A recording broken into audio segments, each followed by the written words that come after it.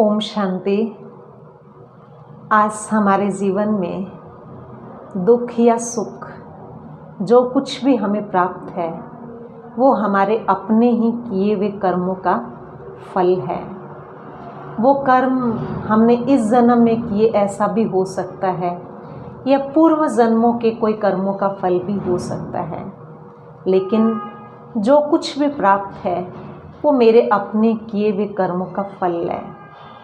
कई बार हम अपने किसी दुख या तकलीफ़ की वजह से अन्य किसी को उत्तरदायी ठहराते हैं और यही वर्णन करते हैं, उसने मुझे दुख दिया, उसकी वजह से मुझे तकलीफ़ हुई, उस व्यक्ति की वजह से मुझे नुकसान हुआ। लेकिन सच्चाई ये है, इस संसार में कोई भी प्राणी, कोई भी व्यक्ति हमें दुख नहीं दे सकता है। किसी की हिम्मत नहीं जो हमारा नुकसान कर दे या हमें तकलीफ़ दे दे। लेकिन यदि हमें दुख, तकलीफ़ या नुकसान हो रहा है तो हम ये कभी ना भूलें कि वो मेरे अपने ही किए हुए कर्मों का फल लौट करके मेरे पास आ रहा है। ना कोई हमें इस संसार में दुख दे सकता और ना ही हमें सुख दे सकता है। सुख मिल रहा है वो भी हमारे अपने कर्मों का फल है और दुख है वो भी हमारे अपने ही कर्मों का फल है। इसलिए कभी भी हमें अन्य किसी को देख करके अपने कर्म को नहीं बिगाड़ना है और ना ही अपने किसी खुशी या किसी तकलीफ़ का उत्तरदायी दूसरे को ठहराना है। क्योंकि कई बार हम किसी अच्छे व्यक्ति को देखते हैं, जीवन भर बहुत अच्छा काम करते रहते हैं, भलाई का काम करते रहते हैं, सबके सुख की कामना करते रहते हैं, हर व्यक्ति की हेल्प करने के लिए तैयार रहते हैं, फिर भी उनके सामने कोई ना कोई दुख, तकलीफ़, परेशानी या कोई ना कोई अभाव उनके जीवन में बना ही रहता है।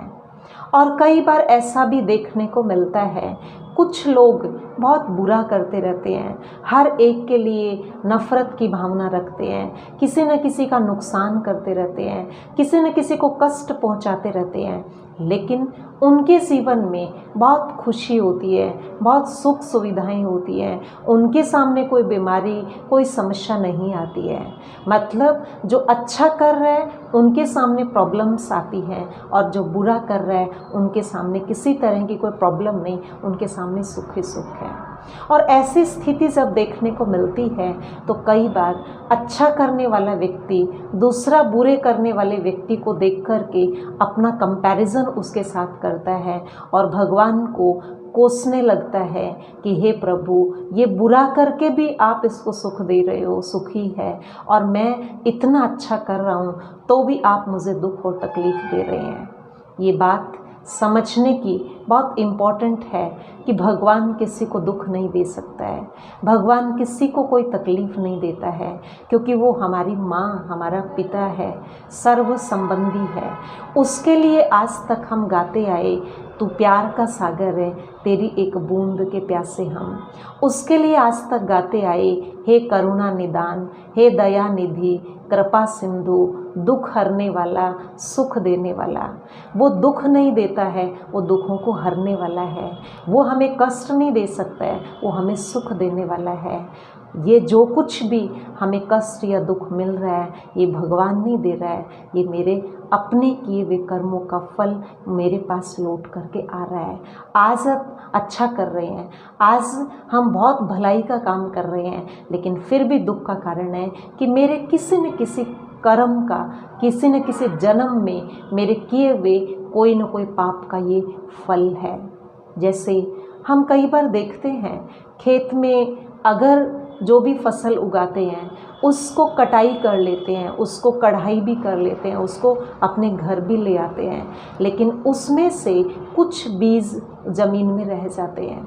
और जैसे अगला सीज़न आता है, पानी मिलता है, धूप मिलती है और वो जो खेत में बीज रहे थे वो बाद में पुनः अंकुरित हो जाते हैं। हमने बोया तो नहीं था, वो बीज हमने उगाया तो नहीं था, लेकिन वो रह गया था, इसलिए समय पाते ही अपने आप अंकुरित हो जाता है। ठीक उसी तरह से हमारे अपने किसी भी जन्म में किसी भी कर्म जो हमने किया है उसका फल अवसर पाते ही नेक्स्ट या उससे नेक्स्ट किसी न किसी जन्म में हमारे सामने आ जाता है और हमें वो खुशी या दुख जैसा भी है वो दे करके चला जाता है।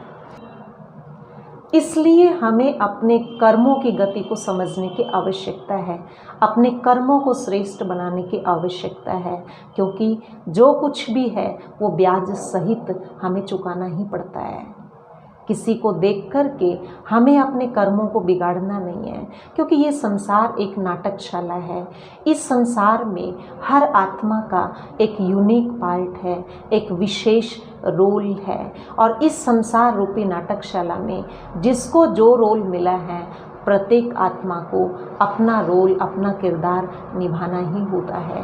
जैसे प्रत्येक नाटक के एक्टर्स का अलग अलग रोल होता है, 2 का सेम नहीं हो सकता है, 4 का सेम नहीं हो सकता है।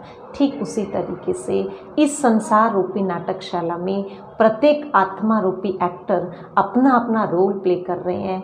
हमें किसी को भी देख करके अपने रोल को, अपने कर्म को, अपने व्यवहार को, अपने आचरण को बिगाड़ना नहीं है, लेकिन अपना रोल बेस्ट रीति से प्ले करना है, क्योंकि हम इस संसार के प्रत्येक आत्मा विशेष एक्टर है, यूनिक एक्टर है, हीरो और हीरोइन का पार्ट प्ले करने वाले एक्टर हैं। इसलिए किसी अन्य के वजह से मुझे अपने मन को भी डिस्टर्ब नहीं करना है और अपनी आदतों को भी नहीं बिगाड़ना है। जो कर्म हम श्रेष्ठ समृद्धि में रह के करते हैं, जो कर्म हम आत्मिक स्थिति में टिक के करते हैं, जो कर्म परमात्मा की याद में रह करके करते हैं, वो कर्म हमारे श्रेष्ठ कर्म होते हैं और उन कर्मों का परिणाम भी हमें श्रेष्ठ ही मिलता है। इसलिए अपने प्रत्येक कर्म को आत्मचिंतन, परमात्मा चिंतन और दुआओं के साथ करना है। प्रत्येक आत्मा के लिए शुभ भावना और शुभ कामना रख करके कर्म करना है। इसका परिणाम ये होगा कि किसी के भी व्यवहार से, किसी भी के भी कर्म से हम डिस्टर्ब नहीं होंगे और हमारे कर्म श्रेष्ठ कर्म होंगे, हमारे पुण्य कर्म होंगे और उसका फल अवश्य ही हमें पुण्य के रूप में ही भुगतने को मिलेगा। ओम शांति।